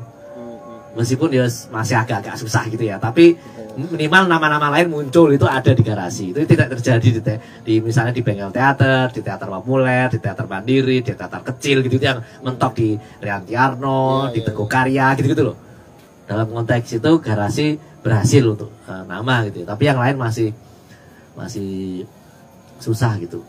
Berarti Adin sadar itu ya? Sadar betul. Dan jangankan maksudku itu pertanyaannya kan maksudnya kan. Ya, maksud gitu. Teater-teater itu yang besar-besar itu. Struktur politik kita itu masih patronase. Ini Bu M dan Mas P hilang gitu ya. Struktur politik kita itu berubah. Saya nggak tahu ya, ini saya nggak berusaha untuk apologi terhadap kondisi sosial kita ya, tapi itu juga terjadi di dalam dunia politik kita hari ini yang nyata-nyata itu jauh justru lebih mempengaruhi kepentingan lebih banyak orang, bahkan kepentingan bangsa itu masih tergantung pada figur-figur. Lah kok kroco-kroco kayak kue aku gitu. Saya mangan nangel ngono kuwi. Tapi ya maksudku kita tetap berusaha, tapi yang tetap aku kayak punya pandangan tersendiri soal itu yang kayak ya udahlah nggak usah dibikin stres banget lah. Kalau ada yang mau belajar ya kita ajari, kalau enggak ya nggak usah, nggak apa-apa. Dan ini juga kritikan sekaligus apa kita di strategi gitu. Aku di Jakarta juga sama kan, ketika kami ngobrol soal kolektif, karena hari ini kolektif itu lagi naik banget karena bagaimanapun efek dokumenta itu gede kan. Dokumenta itu kan kuratornya kan ruang rupa, dan kebetulan yang dibawa adalah kolektif. Nah yang kolektif sekarang jadi sorotan gitu kan. Histeria itu kolektif yang tidak ada senimannya gitu di dalam. Oh jangan-jangan begitu aja kali ya. Gak usah ada senimannya. Itu kayak apa coba? Itu kayak ketoprak di Pati mas. Ketoprak di Pati sama Rembang itu cuma brand Wahyu Budoyo, Siswa Budoyo segala macam, atau yang semacam itu tuh hanya nama. Pekerjaan itu didapat dari plang itu, tapi nanti pemain itu diambil dari Rembang, dari mana gitu. Cuma karena Pati lebih punya nama, akhirnya ketoprak Rembang itu kadang-kadang kalah pamor. Meskipun pemainnya sama, mas. Dia melu aku, harusnya melu kae. Jane wonge padha iki sak kelompok lho to. Ning brene beda, ki regane beda, tanggapane beda. Ki kaya ngono ketoprak Pati. Ada yang bilang itu kelemahan, ono sing kritik, ketoprak Pati tidak mikir ada generasi ini.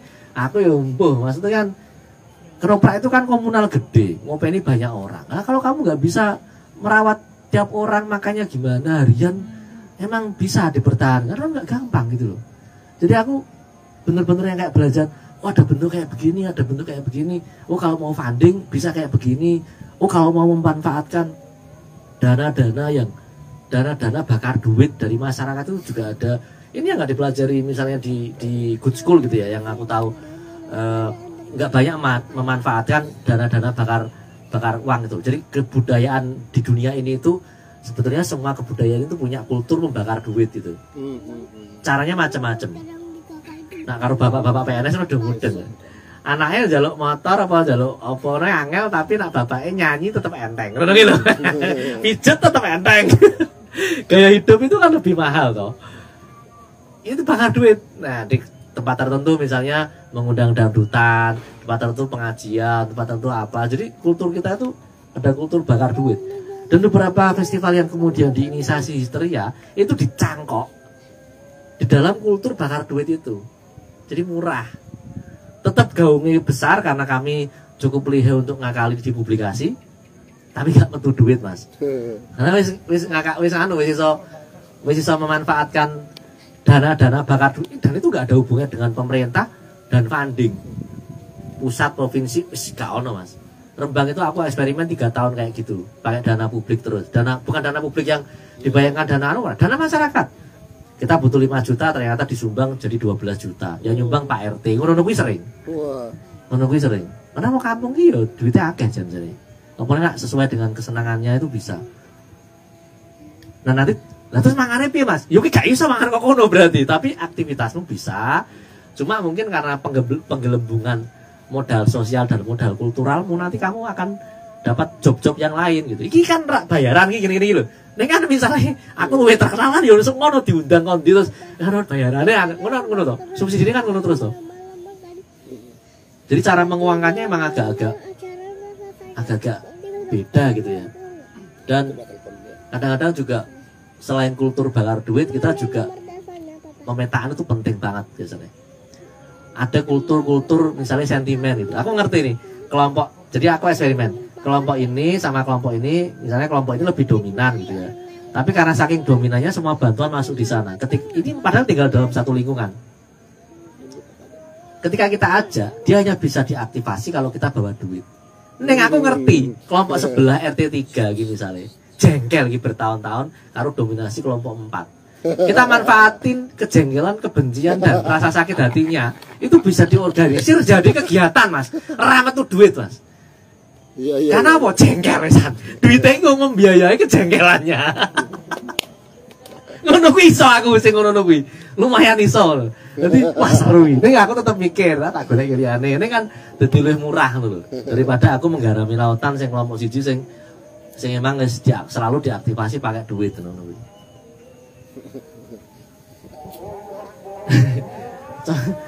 Sama ono anu meneh. Jadi ada temanku itu yang mengumpulkan kelompok ternak sak Semarang sekitar 40-an. Karena dia punya database itu dan punya jaringannya, dia itu dipakai semua partai, semua anggota dewan. Karena apa? Karena anggota dewan itu butuh lembaga-lembaga resmi untuk menyalurkan anggaran. Bantuan-bantuan itu loh. Itu harus berbadan hukum, harus segala macam. Dan tidak selalu harus konstituen. Karena tidak semua konstituen dia itu berbadan hukum. Jadi tidak harus selalu berkepentingan politik kadang-kadang. Nek kowe nak ngerti aksesnya ngono kuwi lumayan, Mas. Ngono kuwi lho. Kan yes, opo ya? Ya karena kita kan di Semarang kan ngakali banyak hal ya. Karena aku ngerti kita ini nggak hidup dari dunia seni rupa murni. Misal istrinya itu memang belakangan lebih deket itu sama dunia visual ya. Tapi kan kita nggak makan dari dunia market kayak misalnya kelompok jendela atau kelompok sangkring atau macam-macam itu memang dia dari market itu udah revenue-nya itu udah gede gitu. Nggak dapat juga dari funding gitu. Funding itu kalau funding besar itu pasti masih didominasi kota-kota gede gitu. Yang masuk ke kita itu adalah dana-dana receh ngono kuwi. Sing nek ora hati-hati iku duit lewat bar kuwi kelompokmu bubar. Mergo dolorati ana sing luwih sugih ora ngerti lah pokoke lah. Kan kalau diuji miskin kan terus diuji kaya kan. Gitu toh. Nah, aku menyaksikan itu di Jawa Timur beberapa kayak gitu. Setelah uangnya habis, ini mandek akhirnya. Kegiatannya akhirnya apa? Gawe proposal, Mas. Wis lali gawe kegiatan. Ya ora apa-apa. Memang ngeling ketok, hati-hati karena kalau itu enggak hati-hati itu uang lewat itu. Uang lewat itu uang yang kegiatan selesai. Itu agak beda misalnya dengan dana-dana kayak LBH, Fitra, Walhi yang sebelum bikin kegiatan. Ini wis dibiayai untuk manganmu. Uripmu ini wis aman gitu loh. Gajimu setahun atau 2 tahun itu sudah aman. Jadi kamu itu nggak panik kalau sekedar makan, cari kos-kosan, berkegiatan itu udah aman gitu loh. Nah, sisanya nanti program malah. Nah, neng komunitas rata-rata sing masuk ini adalah dana kegiatan. Dewe iki wis pontang-panting ngurusi kegiatane, kudu saving go lembaga, makani bocah-bocahmu ben ora lorati ngono iki gak gampang. Makanya aku ngomong, iki ora gampang, Bos. Hati-hati. Ya, kita kan udah mengalami fase-fase jadi menang tua iki ya aku ora tua banget 18 tahun iki ya dibilang lu suwe ora ya ora. Itu hanya menang apa ya? Mental kali ya. Bakoh itu kuat gitu loh kayak ya sudah ngalami yang gitu-gitu itu ya kayak yo. Jadi iso berbagi ke teman-teman yang lain untuk mengakali yang kayak gitu ya. Dan aku di Jawa Timur juga menemukan banyak hal kan. Ini kan ke kota ke 37 ya. Nanti malam sama Mes 56 38. Oh, langsung nih. Iya. Wah, mumpung. Sekalian ya. Gitu ya gitulah oke lah. Silakan yang lain lah. Aku juga pengen tahu sih maksudnya di sini piye terus kalian apa kan jadi aku juga bisa belajar banyak dari teman-teman kan biar nggak searah ini kayak penceramah aku ini lama. Iya, tadi kita ngundang Adin kan untuk berbagi. Ini masih ada nggak teman-teman yang mau berkomentar, mau menyanggah Adin juga silahkan.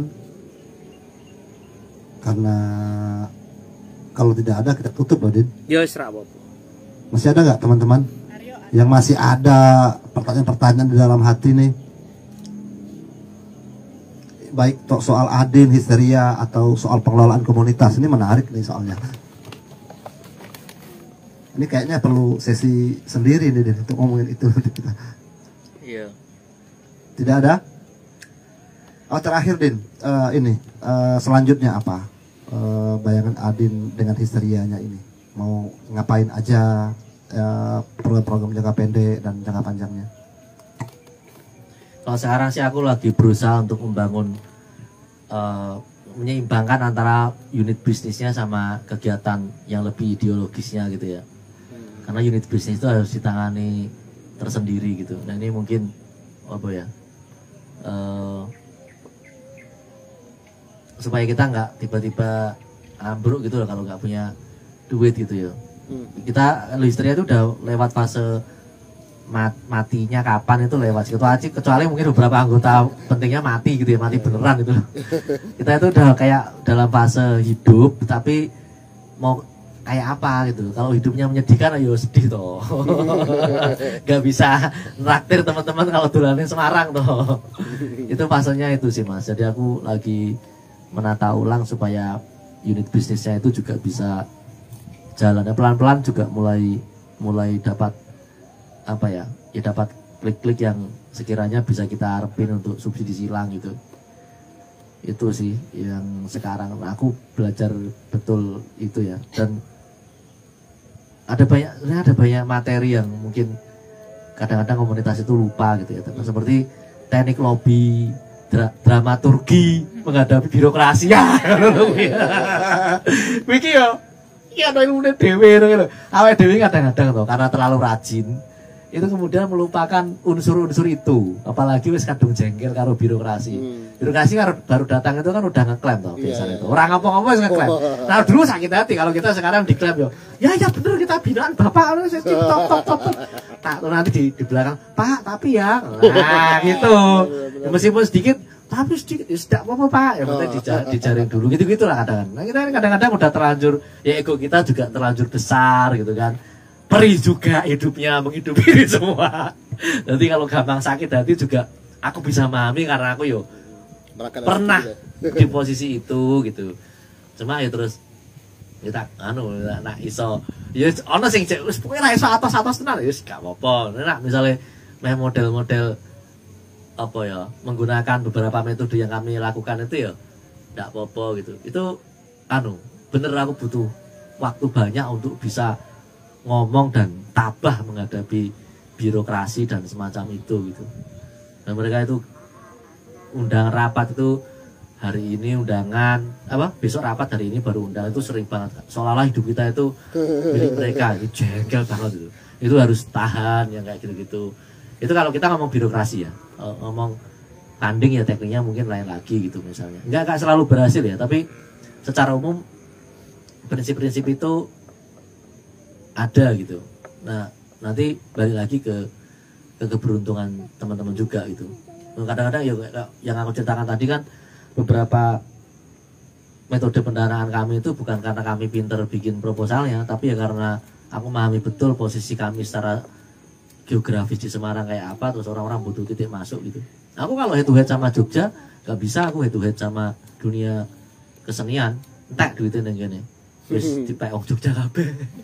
Tapi kalau ngomong soal climate change, Jogja itu nggak punya kampung-kampung yang tenggelam di pesisir, gitu-gitu loh. Kayak gitu loh. Jadi kamu harus tahu yang gitu-gitu. Jadi itu nanti partnermu Rotterdam, Amsterdam, terus Rockefeller, terus yang urusannya sama 100 Resident City itu jaringan kota rapuh sedunia masuk itu. Ini gak iso kalau boleh kesenian. Ngono gitu loh. Saya tak sadari sih ngono kuwi. Gue tadi ngolek pintu masuknya itu banyak. Begitu climate change sebenarnya. Wah, aku duwe kampung sing wis tenggelam. Ya bukan berarti kita apa ya, itu kayak bersyukur di penderitaan orang lain, enggak sih. Maksudku itu pinter-pinter orang loh, apa pintu masuknya itu apa gitu. Kayak Banjarmasin itu kan satu-satunya kota di Indonesia yang kultur sungainya relatif masih ada gitu kan dibanding kota lain gitu. Nah, itu bisa jadi pintu masuk di dunia internasional. Nanti ketemunya nanti sama Thailand, apa itu yang pasar apungnya apa itu nanti sama siapa. Itu jadi pintu-pintu masuknya banyak. Aku beberapa kali project misalnya ke Jerman itu atau ke bahkan nyaris ke Amerika itu justru menggunakan pintu itu. Ya Mas, aku wis tuku tiket tinggal ngurus visa loh, batal karena apa pandemi itu loh. Terus sampai sekarang nggak ada kabar lagi. Di sana 3 minggu. Ya itu nggak lewat jalur kesenian justru. Tapi nanti outputnya tetap kesenian. Pintu masuknya kan banyak. Itu yang mungkin perlu dipelajari. Dan Jogja menurutku jauh lebih kompleks sih, karena ada kelompok-kelompok kecil yang nggak ngerti dia bisa punya klik-klik ke internasional yang aneh-aneh, dapat dana lotre internasional juga ada. Itu Jogja itu canggih yang gitu-gitu. Yang kalian nih di kota yang tepat untuk belajar ya manfaatkan sebisa mungkin, karena kompleksitas itu nggak dimiliki Semarang gitu. Nah, kami hanya lihat celah-celahnya apa gitu terus. Nah di sini mungkin gitu yang bisa dipelajari betul sih. Mungkin itu, Mas. Terakhir lagi deh, ada lagi yang terakhir nih. Nah, dengan situasi itu, dengan gambaran yang diceritakan tadi itu, nah, paling tidak kan Adin berhadapan dengan kelompok-kelompok lain yang apa namanya secara prinsip akan berbeda, berseberangan dengan Adin gitu. Bagaimana cara berhadapan dengan apa ya, dengan gibah dalam tanda kutip ya? Kenapa? Gibah orang-orang di sekitar gitu misalnya, kan pasti ada begitu toh. Adin nih begini-begini nih misalnya. Nah, langkah apa yang dilakukan gitu loh untuk menutup atau membuktikan mereka salah gitu, konteksnya tidak demikian gitu loh. Nah, kalau dalam konteks di Semarang sih aku udah bodo amat. Nggak ada kelompok yang ideologis. Itu kalau kelompok-kelompok itu kalian ada rezeki banyak, kamu basahin semua kantongnya, anteng gitu. Itu kan jengkel karena nggak dapat bagian aja. Kalau di Semarang loh, nggak ada kalau di sini loh ya. Secara umum begitu, nggak ada kelompok-kelompok ideologis di sana itu.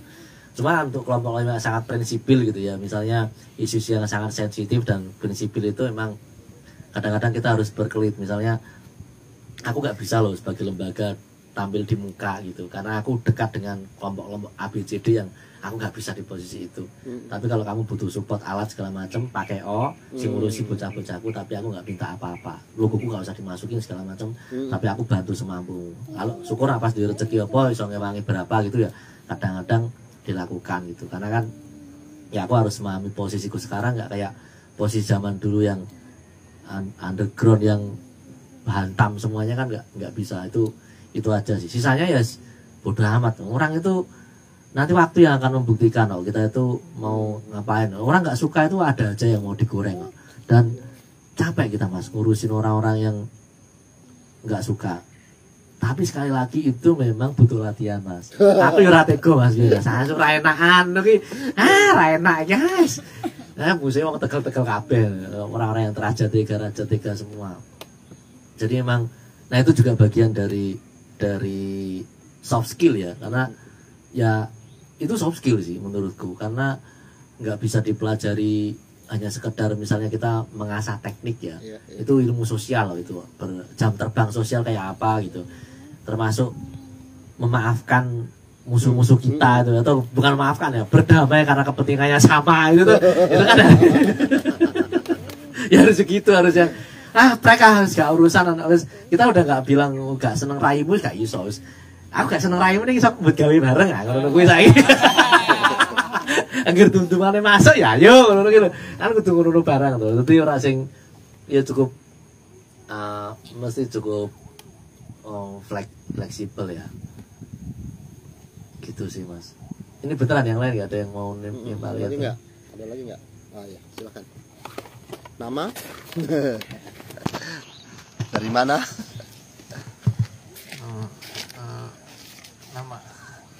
Nama saya Samsul dari Bantul. Mau bertanya soal ini kan soal komunitas ya Mas Adin. Ya. Jadi di komunitas kan banyak orang-orang terus berbeda ya prinsip, tujuan dan sebagainya.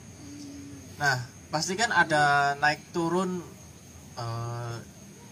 fase ini, pas naiknya pas fase ini ada turun-turunnya ya, dalam artian ya semangatnya lah dalam membangun komunitas ini. Nah, apakah ada cara tersendiri buat Mas Adin untuk ya nyawe-nyawe atau ayo ini harus jalan gitu. Jadi tadi kan Mas Adin bilang butuhnya bukan regenerasi tapi kayak expanding gitu. Bagaimana ini menggerakkan kepala, ya maksudnya setiap kepala di dalam komunitas tersebut agar supaya ya visi dan misi kita tercapai gitu. Terima kasih. Ada lagi yang lain teman-teman? Oke, lanjut. Saya Najib dari Temanggung. Pertanyaan singkat sih Mas, kenapa Histeria masih konsisten di Zin gitu, nggak terus jadi magazine? Udah singkat itu. Oke, terima kasih. Oke, kalau kita nih.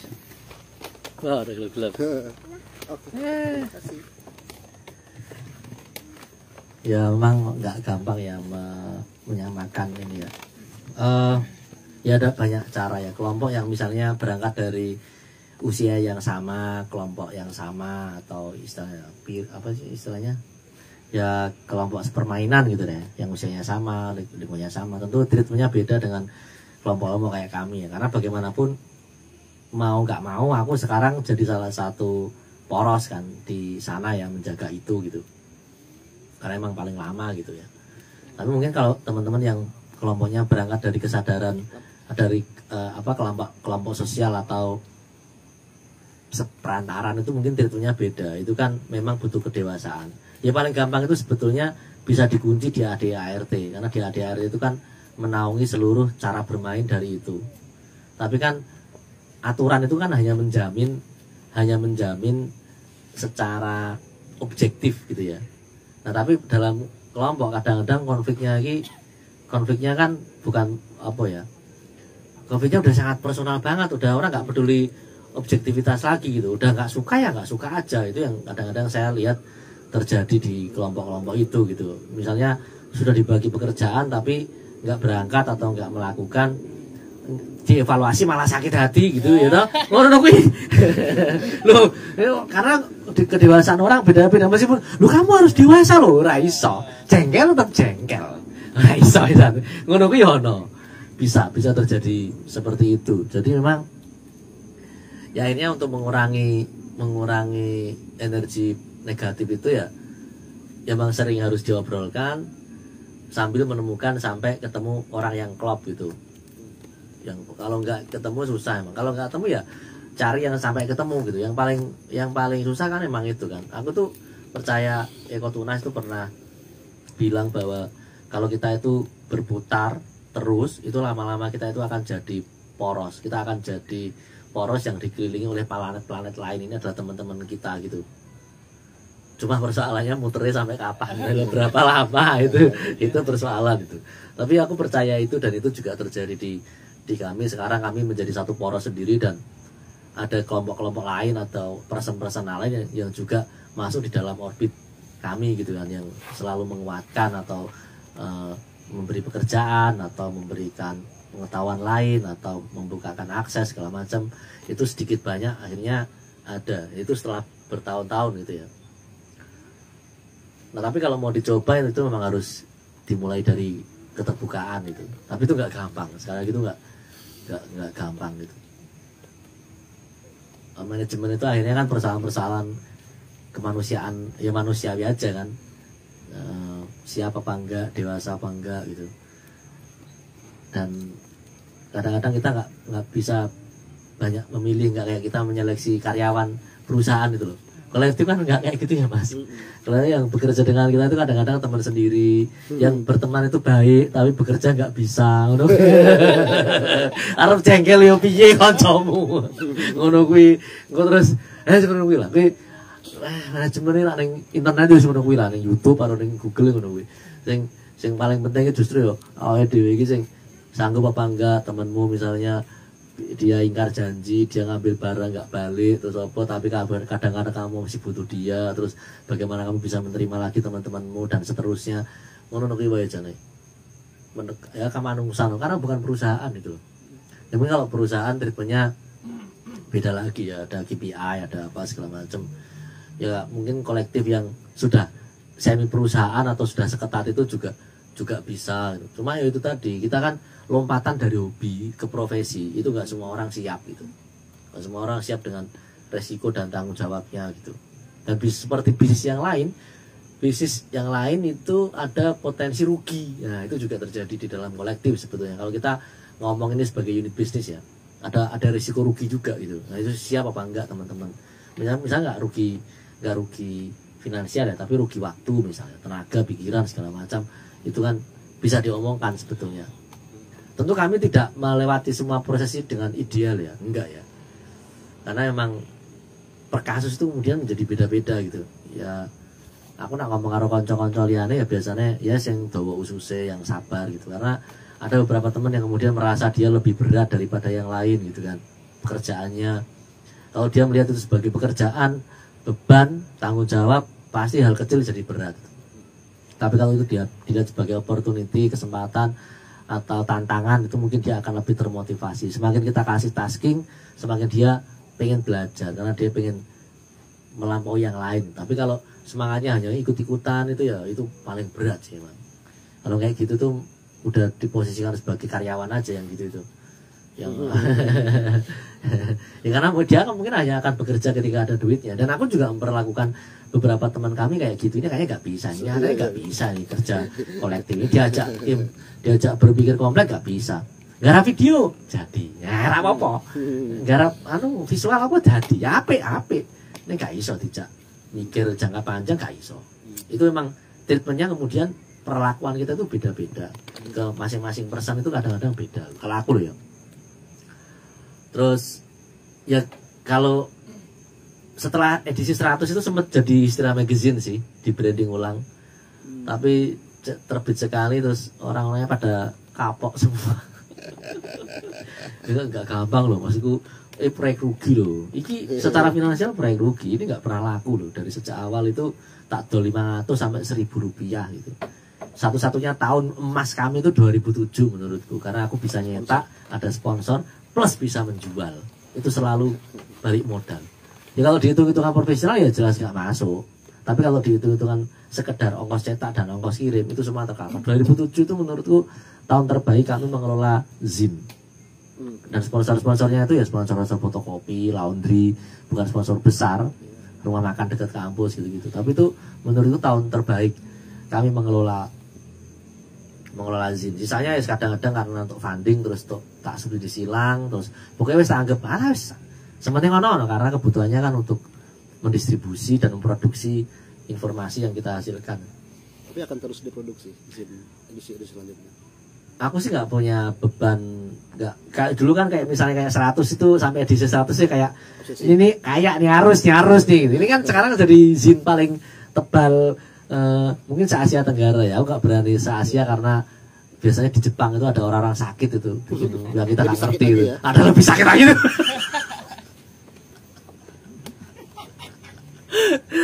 Tapi kalau di Asia Tenggara itu kayaknya kita masih jagoan lah gitu. Anak Bandung paling edisi Biro Cepang gitu kan, yang bikin di sini kan ada Cepang, anak Kopang.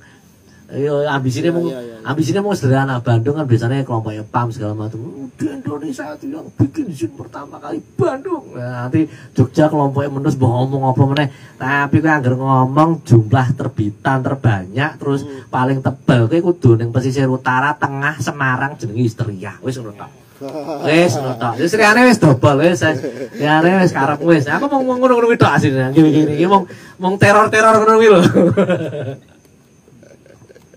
Bahwa juga ada militan-militan lain yang tumbuh di kota-kota yang mungkin bukan kota-kota besar dalam medan kebudayaan itu.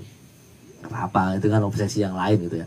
Tapi aku sih gak punya beban misalnya bisa harus terbit lagi, enggak sih.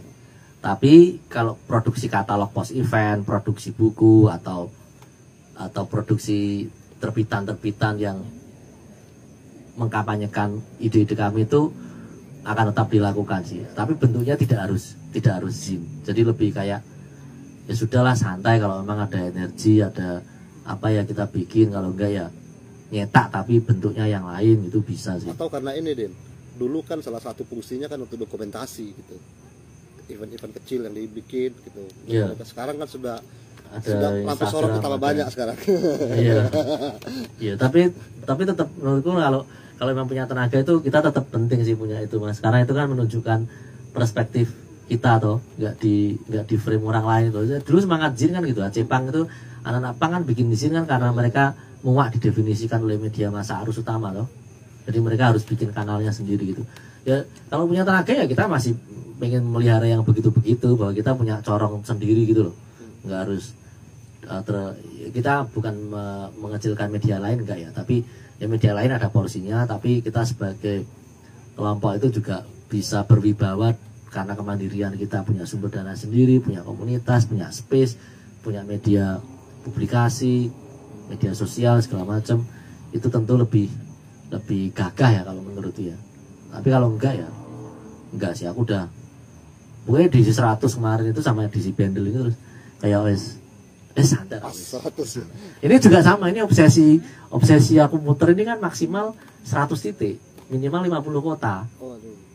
Tapi nanti kalau 60 kota capek ya berhenti, itu nggak apa-apa, nggak ada beban. Tapi kalau misalnya 60 kok masih bisa dilanjutkan tahun depan, ya kita lanjutkan sampai 100. Tapi kalau udah 100 itu ya kayak alah ya udah sih. Itu kan ini kan kayak bikin benchmark kami sendiri gitu loh, kayak militansi itu ada yang begitu gitu loh.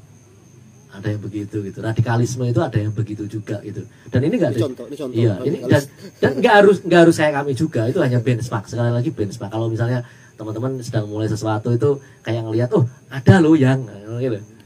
Dan 100 titik ini pakai duit sendiri gitu. Oh ada kemarin ada yang, oh kenapa nggak diajukan ke kementerian atau ke Jakarta gitu, apalagi Jakarta kemarin ada dana apa gitu ya. Aku bilang nggak menarik gitu. Kalau yang lain nggak apa sih. Kalau proyek lain nggak apa-apa. Tapi kalau proyek ini udah yang kayak beneran kayak proyek 100-in gitu, hanya untuk gagah-gagahan gitu loh.